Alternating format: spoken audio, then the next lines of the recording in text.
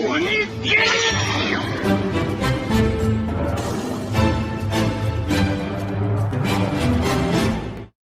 it going, everybody? Welcome to the channel. As always, if you enjoyed today's video, don't forget to hit that like and subscribe. It helps out, means a ton. You guys get plenty of fun stuff.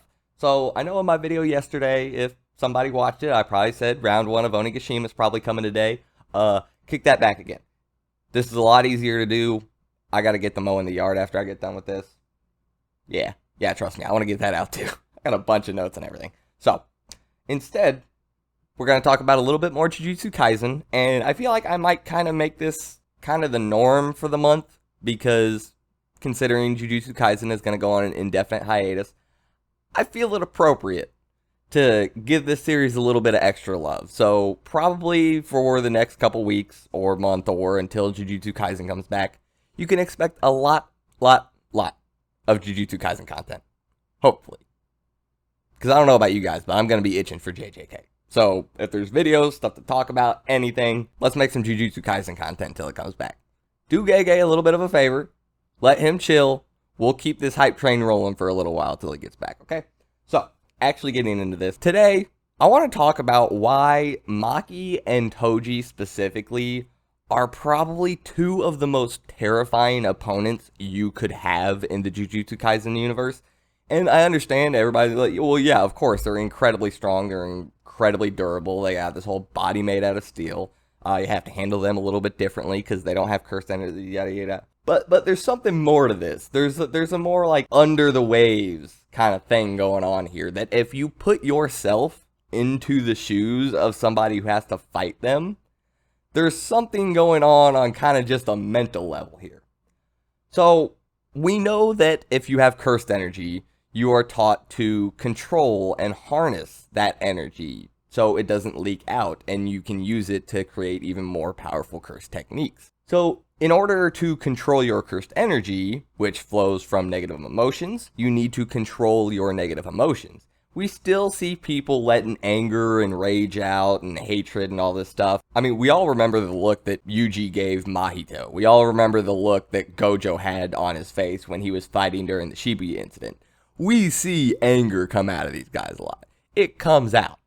But you still have to remember that they are almost always in control of their emotions. Almost always harnessing this hatred, all this negative energy, all of this cursed energy. Maki and Toji, on the other hand, and this is where I'm really getting into this, they don't have cursed energy. They have no need and no benefit of harnessing and controlling these emotions. All they have to do is take this unbridled, unshackled, just ball of pure rage and anger and just point it in a direction. It doesn't matter. I don't have to focus it. I just have to unleash it on whatever is in front of me. That is absolutely terrifying when you stack that on top of this whole body of steel, superhuman speed, all of this stuff. The fact that I'm sure Toji was just as well trained in martial arts as Maki is.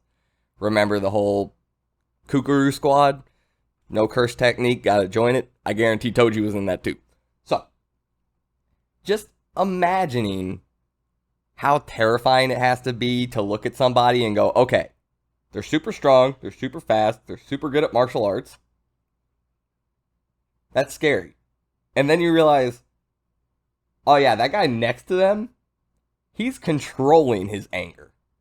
Them, they are just unleashing it. Maki had to stop herself during the middle of the whole, like, raid on the Zenin clan compound. And she had to look down and just ask herself, like, why was I here? What was I doing? She was in such a fit of rage, she didn't even remember, she barely remembered where she was or what she was doing.